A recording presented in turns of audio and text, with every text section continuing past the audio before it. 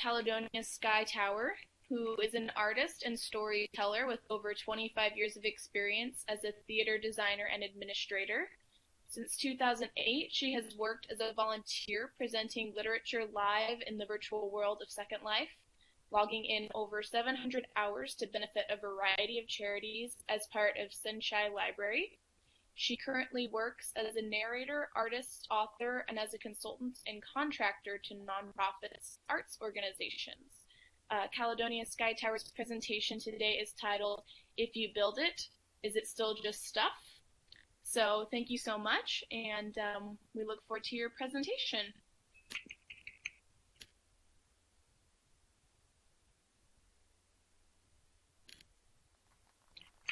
Thank you. I have a PowerPoint, but it's a three-dimensional PowerPoint, and I don't think that it's going to make any of our graphics cards crash. But just in case it makes any of them, I'm just going to say in advance, I'm sorry. But we've tested this, so I'm hopeful. JJ, you might actually want to scoot your stuff a little farther down onto the Italian tile, unless you want me to see my stuff kind of get absorbed, which I don't want to, because that's cool stuff, and it was really great for you to make that available. I'm excited about seeing what's in the airship. That's right. All right, here we go. If you build it, it's still just stuff. I'm sure that there are unwritten notes, rules to keynote speeches. You're supposed to step confidently to the podium, bristling with dignity, and be presented as an expert before a gathering of interested and informed faces, and we have the interested and informed faces. I'm going to break those rules, certainly, by starting with a disclaimer. I do not greet you today holding a degree in library sciences, information technology, Imagine-Learning, or even education. I come to you with what some might consider that most dubious of academic qualifications. I have a degree in theater. What's more, my focal studies were not even in directing and acting. They were in theater design and technology, which, in my academic time, involved a lot more levers and dials and not nearly as many algorithms as it would today. Yes, incredibly, I still draft and draw with leaded pencils. I would fit right in at Caledonia. So, what do these unlikely credentials offer you at the iSchool? Like an unfinished salad, the flavorful dish of my qualifications is incomplete without some added ingredients. Over 3 decades of project management, working in the nonprofit sector, and generally getting things done in an organized fashion, often amidst the chaos that can be the performing arts. In my core field, if you build it, somebody's got their mic on, and I think we're kind of interfering with each other. I'm not sure who. Oh, it might be Heather. I'm not sure. Okay, here we go. In my core field, it happens, it's okay. In my core field, if you build it and no one comes, you don't have a show. You have nothing. You have bills.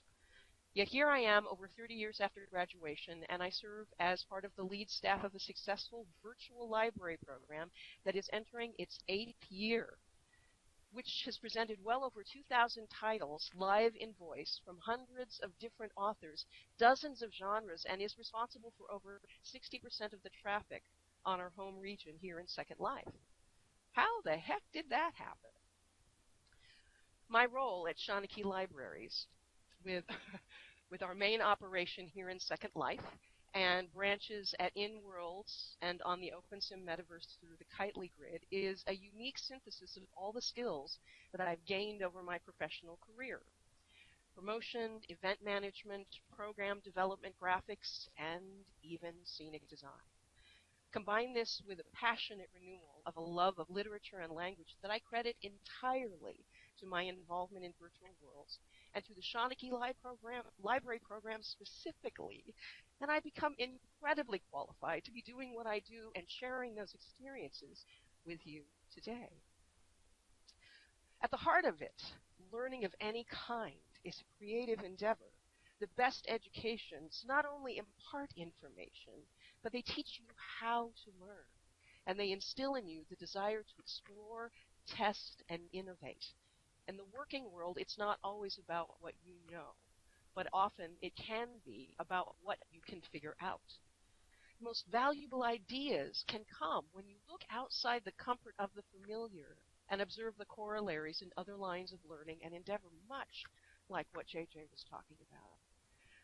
My goal for this presentation today is that it makes each of you stop for a moment and consider, challenge, and look at what is possible in virtual project-based enrichment in a different way. Even with today's current technology, right now, virtual worlds hold incredible potential that we have not yet perfected. In the recently published American Library Association report on the state of American libraries for 2015, it's a celebration of libraries, all types of libraries, as community anchors with unlimited possibilities to promote education, equity, social and racial justice, place, and community. I quote, "Public libraries are community anchors that address economic, education, and health disparities in our community. In educational programs, print and digital books, databases, meeting spaces, and instruction on how to use new technologies are among the many resources and services provided by libraries. More than two-thirds of Americans agree that libraries are important because they improve the quality of life in a community, promote literacy and reading, and provide many people with a chance to succeed." What are the opportunities for such a community institution in a virtual media where you can create and connect almost anything easily and with comparative economy? First off, what do we think of when we say the word library? We think of an organized collection of information and similar resources made available to a defined community, schools, higher academia, and the general public. We often visualize this as shelves of books, archives of information, and other resources. In olden times, we thought of microfiche. I suspect that I am not the only one here who actually remembers microfiche. When we think of libraries, we tend to, okay, everybody put your hands out. When we think of libraries, we tend to see what libraries have, the stuff, the collections, the collateral. As this year's report from the ALA suggests, let's challenge ourselves to think of libraries differently. Not defined by what they have, but by what they are in our communities. And that is the perspective on which the Shawnee libraries are based. The library is more than the sum of its contents. A library is a community anchor in a variety of socioeconomic ways, of course, and a library is fundamentally about community, about people. It's a clean, safe place for people to gather, both singly and in groups, to engage in resources in pursuit of their individual or shared needs.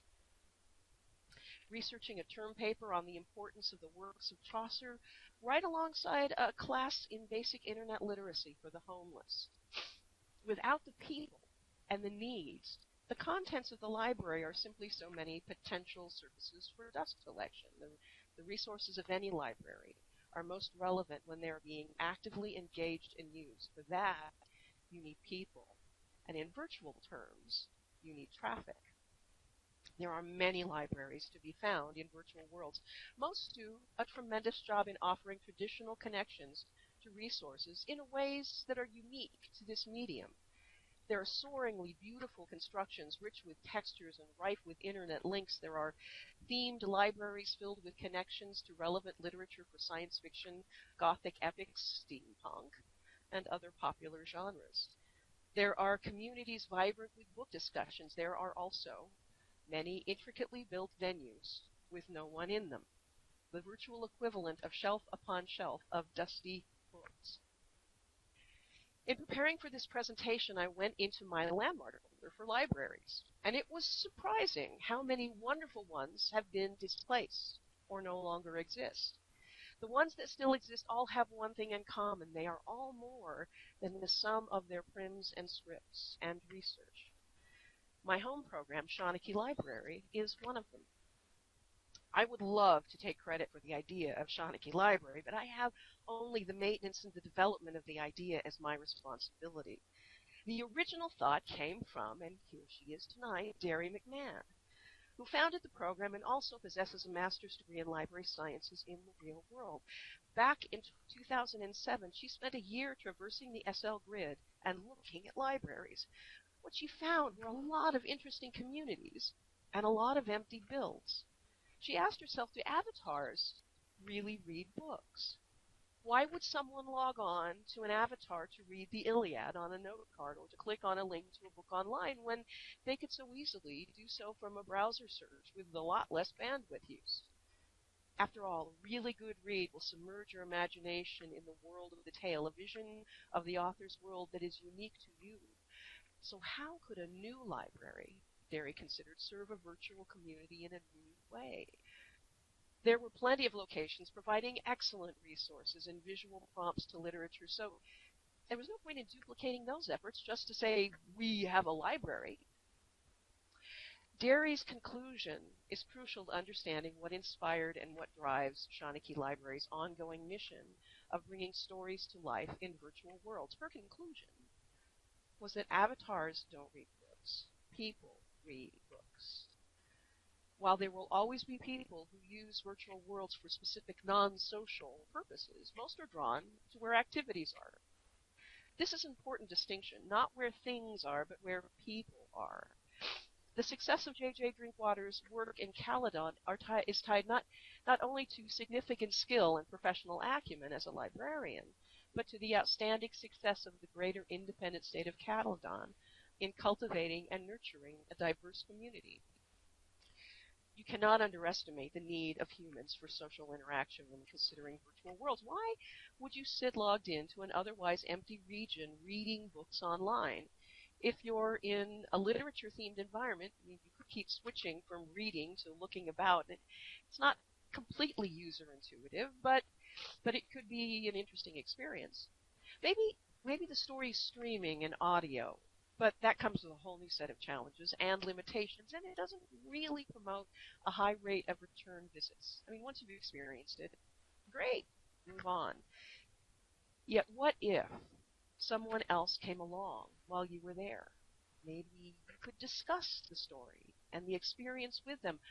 Why do people spend their lindens on wall-sized screens for their virtual homes and rent movies when they could just as well watch alone on Netflix or Amazon Prime Instant Video? Because they can share the experience of watching the movie with someone that they would otherwise be unable to share that experience with. Virtual worlds break down barriers to social interaction based on proximity. And we'll revisit this point a little bit later. So, how did Derry's library become different? Derry chose to take a gamble on a library where the collection was not URL links or note cards. She fostered a library based on literature as a dynamic, essential, living ingredient of human existence. Literature is more than print. As live spoken stories in the tradition of the Irish Shawnees, the ancient bards who were an essential part of any court or kingdom. The Shawnee is the poet, the historian, the conscience of the kingdom, and even sometimes of the monarch himself or herself.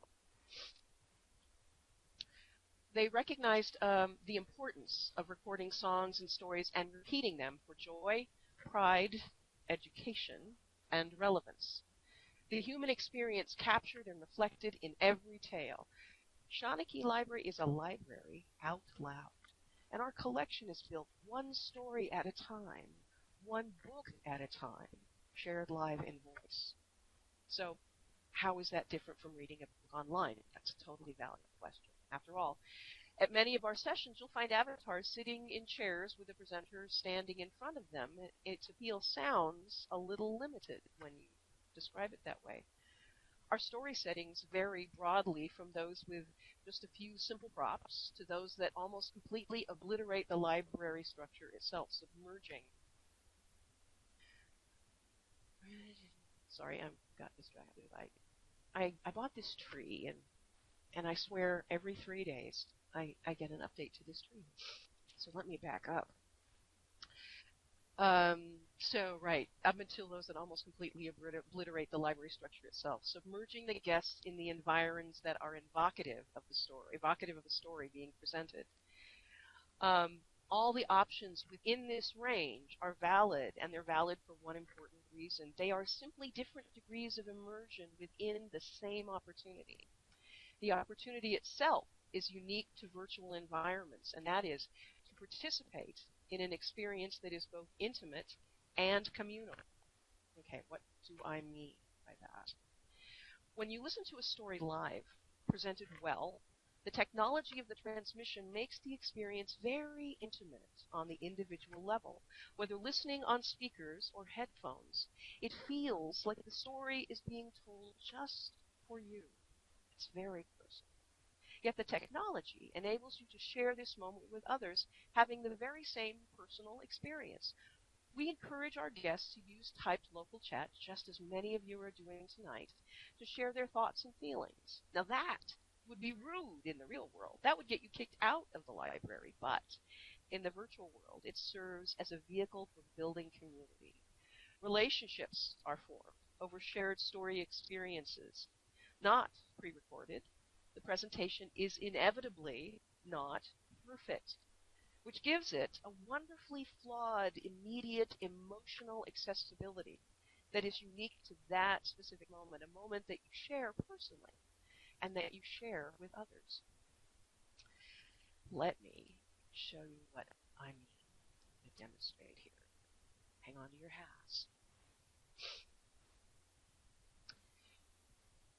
There was an old man who had many sons, that he knew in his heart of hearts that his sons loved one another. Yet, day-to-day dealings, they never showed this. They could not seem to get along. The old man was distressed and tried many different ways to entreat his sons to resolve their disagreements respectfully and to reflect the love that he knew was in their hearts with their deeds and actions. He exhorted them to live together in harmony. Stories, entreaties, nothing seemed to work. His sons were always falling out with one another, in front of each other, in front of the entire village. Everyone in the village knew about the brothers squabbling. When to stop for meals, too much mud in the building the wall, too much clay building the wall, too little clay, you owe me this, I owe you that, your wife's soup is too hot, that fruit you gave me was rotten. There was no subject, no aspect of their lives that the sons were not ready to openly and publicly argue about. The reports of the sons' disharmony spread far beyond the village. People in neighboring towns cringed when they saw the brothers approach, knowing the litany of complaints and disharmony that would accompany them. As rumors of their behavior spread, their father's despair became great indeed. If they could just find a way to get along. Finally, the old man realized his days were approaching their end, and he knew that he could not move forward into the world of spirits until he found a way to bring his sons to embrace one another in unity. So the old man declared that they would have one final great feast together. He had delicious foods collected and prepared in great abundance. The fire circle was made comfortable for the gathering with richly colored cushions, and the trees above and around were hung with lovely lanterns that looked like bright stars come to earth. All the sons came as they obeyed, with their families in tow. Even the surroundings and the amazing feast, the sons could not keep from being disagreeable. The old man, their father, knew that this was his one final chance to teach this vital lesson to his sons. He called them to him, and as they all settled into their seats around the fire, he produced a bundle of sticks. He turned to his oldest son, saying, "First one, take this bundle in its entire and break it across." The son, a tall and strong man, took the bundle and tried to break it with all his might, but he could not. The bundle resisted his efforts to break it. Then the old man bade each of them in turn to take the bundle and try to break it with their hands. Each put forth all his strength, but the bundle resisted the efforts of every one. Then, cutting the cord which bound the sticks together, he told his sons to each take a single stick, as he himself took one. The old man held his stick high above his head, and he waited until all was silent. And then he waited a moment before saying, "Observe, my sons." And he, old though he was, snapped the stick in two easily. The sound of that snap reverberated around the fire circle in the quiet night air, and then he entreated each one of them to break the separated sticks. This was done, of course, with the greatest of ease. You see, my sons, this is what I've been trying to teach you these many years, and what I want you to fully embrace as my final lesson to you. The power of unity, my beloved sons. Do not let disagreements and petty misunderstandings come between you and make you weak, easily snapped by the slightest effort. For divided, you will fall prey to your enemies. Bound together by brotherly love, you may divide every mortal ill. For in unity, we are given strength. And that was A Bundle of Sticks, which is adapted from an original fable by Aesop. Of course, there was cheese, and wine, and chocolate. Thank you. At Shawnee Libraries, we are dedicated to exploring language arts both as enjoyment and as a learning experience using virtual worlds as tools. That's another fancy way of saying we bring stories to life in virtual worlds. I've spoken of the basics of our program, good stories, well read, to an interested audience, and now I'd like to share with you the other end of the spectrum of our explorations, including some interesting observations that we've made and some corollaries that we've drawn from it.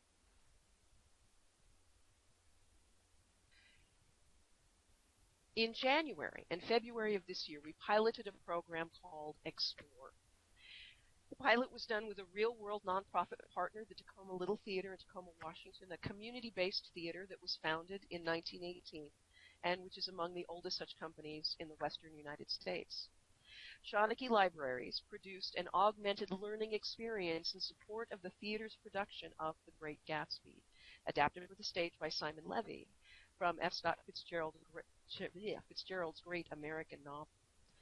We produced a three-dimensional study guide on a dedicated region on the Kitely grid in the open metaverse. The custom build was inspired directly by the imagery of Fitzgerald's novel, The Valley of Ashes, East Egg, the Buchanan Mansion, West Egg, Gatsby's glorious mansion, and Nick Carraway's humble rental cottage. The build also included over 4 dozen relevant links to the art, music, economic, political, and social trends of the early 1920s, including sections specific to early jazz, Art Deco, flappers, and Prohibition. Additionally, links to the entire canon of Fitzgerald's work were accessible in a gallery dedicated to the author, as well as to biographical links to multiple sources on his life. As if that weren't enough, the work of the theater company itself was also featured. Now, this is not the first time someone in a virtual world has created a themed sim around a work of literature. O.S. Logger Thurza Ember summed up Explore the Great Gatsby this way. Tacoma Little Theater has teamed with Shawnee Library to create a learning experience which is perfect for people of any age.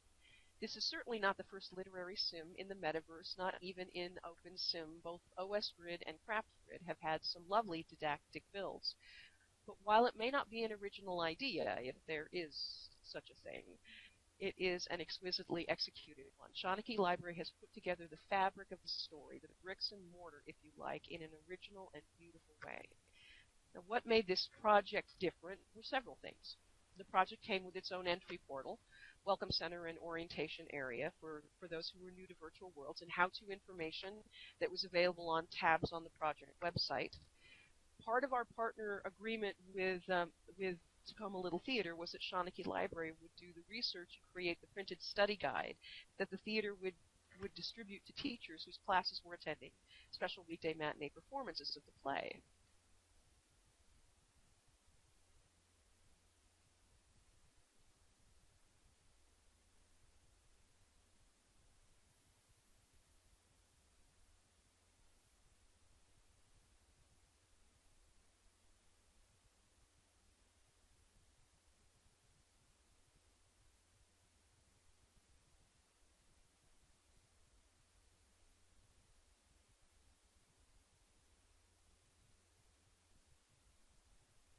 I don't think so.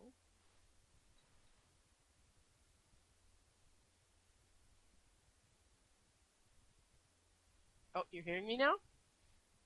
Hello? Yes, yes, yes, there I am. Okay. Anybody remember where we parked? Sorry, let me back up. Let's start with, there was information on key plot elements available on the Explore website. Anybody hear that? Guide for teachers. Oh, that's where you were. Thank you.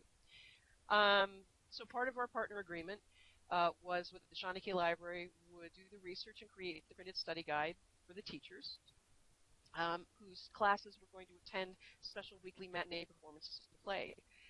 The virtual build contained all that research that went into the study guide, plus a huge wealth of additional resources. Information on characters and key plot elements were available on the Explorer website. The project included 10 hours of live voice presentations from the novel. The book read in its entirety twice.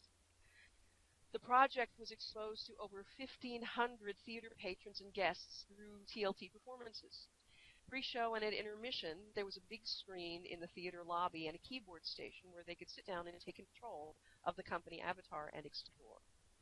Over 100 hypergrid visitors internationally experienced the project, including visitors from Italy, Switzerland, Germany, France, the Netherlands, and all over the UK. A parent contacted me after her daughter had been at the theater performance, and she said, "My daughter came home from the theater and she was raving about this." As in our discussion about not replicating what's already been done well by others when Shawnee Library was founded, Shawnee's Explore program does not use gamification, that approach to virtual learning, an approach in which there are tangible goals to be achieved, and a tailored matrix in which the learner navigates. Explore is a project-based learning experience where the learner has the opportunity to self-select from within a broad menu of possibilities, attending, listening, participating in live readings or discussions, exploring the environment, clicking on objects linked to online resources related to the featured work or project. We have several potential partners interested in this approach. One of the elements that will be included in future projects will be to make available virtual classroom visits. The teacher can project the world on a large screen in their classroom and explore the world through a teacher-controlled avatar.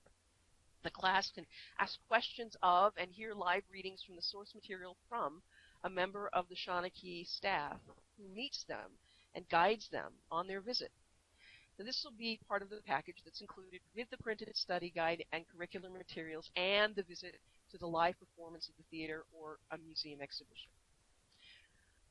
We had several metaverse tour groups with folks from all over the world visit Explore the Great Gatsby, and while we did present more traditional stand and deliver readings from the novel, kind of like this speech, for these large groups we did something different. We gave them a brief orientation of the layout of the sim, and then we read to them from the novel on stream for 20 or 30 minutes and allowed them to explore the environment freely while listening. One of the interesting things that we observed from these sessions was that people did not spread out individually during these sessions. They tended to explore in small or large groups, clicking on links together and commenting on both the literature and the resources together. A self-selected, communal learning experience that's valid and appealing to all ages. Returning to the ALA report that I cited earlier, let me quote. Traditional library programs from story times to author talks have always been popular with the patrons. New forms of programming today, from maker spaces to drop-in craft activities, reflect our changing world. In 2012, there were 92.6 million attendees at 4 million programs offered by public libraries. This represents a 10-year increase of 54.4% in program attendance. Libraries all over the United States are implementing new ways to reach diverse and widely spread populations, to get them into the library, not simply to find a book, but repeatedly for a wide variety of programming. The virtual world gives us another tool to accomplish that, and when we include the human element, the ability to build relationships and share information and experiences with others, we hold a powerful opportunity in our hands. Let's revisit the idea of removing proximity barriers. Who could benefit from this, and how? I mean, after all, while a lot of work went into preparing today's conference, no one had to clean the bathrooms or make coffee or run the vacuum to make it happen. No one had to find parking, hire a babysitter, make a restaurant reservation, though some people here might well have run laundry today or even ordered a pizza. So this isn't exactly supporting the fundamentals of a community anchor. You might say this is not really creating jobs or boosting the economy. Yes! You've been paying attention if you thought that. So let's ask ourselves, who gets left out of such immediate economy building? Who gets left out who might benefit from other qualities of a community anchor, creating more democratic, just, and equitable society? Some people have already jumped into this. People with health issues that limit their mobility, either in part or entire, caregivers of homebound or physically confined, people who live in regions where there are miles and miles and miles between miles and miles of people, and easy access to public service can present a challenge. And those are the ones that all come immediately to mind. For those of us who've been in virtual worlds for a while, we know people who are in these circumstances. I bet you can think of others. These are people who also share the desire for social contact, denied either by distance or circumstance. Virtual worlds provide the possibility for both information resources and human interaction. Yes. The one mistake that we make time and time again in virtual worlds is adopting an if-you-build-it mentality. Appealing venues of all types come and go because their creators don't plan beyond the placement of the last trim or script. They either walk away from what they've created, or they let it lapse and fade because there's no one there and nothing is happening. If you build it, it is still just stuff. Looking to the future, yes, embrace new technologies that increase immersion, like Oculus Rift. Innovate building techniques, scripting, challenge yourself in new ways to engage the audience you seek, but don't forget to think beyond the stuff, to plan for the activities that will engage and draw people to your creation and get them talking about it with their friends and anyone else they meet. If you're trying to build something that will be sustainable and have meaningful impact over a long term, in virtual terms, that's more than 3 months, focus on how your activities can create and promote community building. I presented to you the whole wide expanse of what Shawnee libraries do to produce and promote language arts programming. I've spoken and I've shown you everything from the simple to the complex. The foundation of meaningful engagement in a virtual experience, educational or cultural, always starts and ends with me and you. Two people interacting. Ultimately, the greatest opportunity of virtual worlds is not just to better serve communities and foster connections, but to grow and nurture them where they could be and would not exist otherwise. You can click on the red arrow in front of me for a note card with links and landmarks to some of the things that I referenced in my presentation, if you're interested. thank you for your kind attention this hour, and my thanks to Marie for inviting me and to JJ for agreeing to share the stage with me. Thank you.